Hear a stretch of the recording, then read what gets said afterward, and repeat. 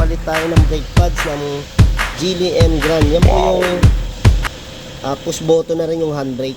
Ito gamit natin sa gulong 21 size. Kung wala kayo nito, kung wala kayo niyan, yung talagang pantanggal nyo ng gulong. Kasi ito naman yung sa caliper natin, size 13 na dalawa. Tapos yung sa alin natin para matanggal yung cover, electronics na yon. Yan. Tapos pag ipipresa natin yung piston, ito tsaka ito, yan ang gamit natin, dalawa pampress ang piston yan. At pag tatanggalin natin yung pads, kailangan may panikwat tayo, brake pads sa luma. Pang cleaning, kailangan may brake cleaner rin tayo.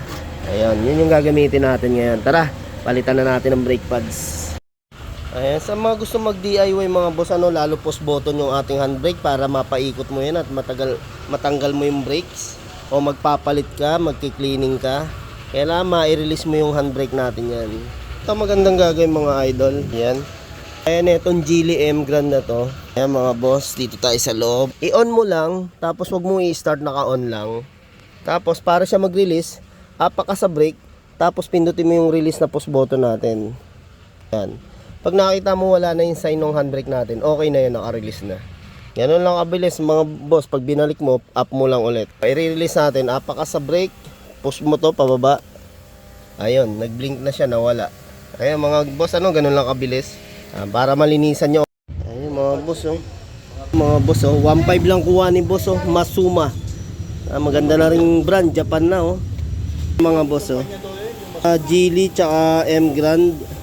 Kuha ni boss is 1.5 set na. Ayan, papalitan natin. Tapos dito mga boss, may pantanggal talaga tayo para hindi magasgas. Ayan, pag sinuksok mong ganyan, ihilahin mo na lang. Yun. Ayan mga boss, kasama sa spare ni boss natin, size 21. Alin natin yung tornilyo na to, size 13, baba taas sa caliper. Okay, tapos bunutin natin. Ayan mga boss, bago natin ma-release yung piston, tanggalin natin yung allen dito. Ayan allen rings. Ayan. Ayan. Okay. Yan na mga idol, yung electronics natin, tabi lang natin dyan. Ito mga boss, para ma-release natin to, tapos gamit tayo ng flowers na allen rings. Mga boss, pihitin nyo lang pa kanan to boss. Yung pagka napihit nyo pa kanan to mga idol, sunod nyo to para lumubog na yung piston.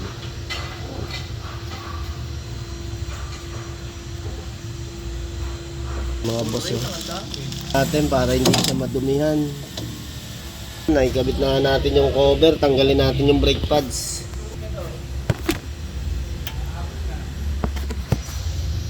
Yan yung lock. Yan. Ating kung manipis na rin talaga, parehas lang, maganda kain. Ito nabili ni boss, maganda rin ito kasi may guide na siya. Pagka manipis na preno mo, iingay yan. Ayan, linisan muna natin yan.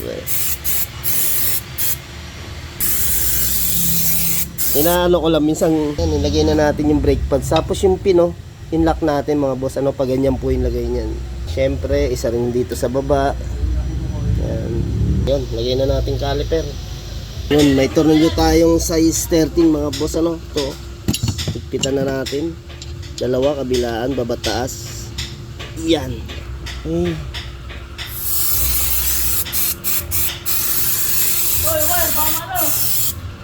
Siyempre, wag natin kalimutan ibalik yung cover para hindi kinakalawang yung tornilyo sa gulong.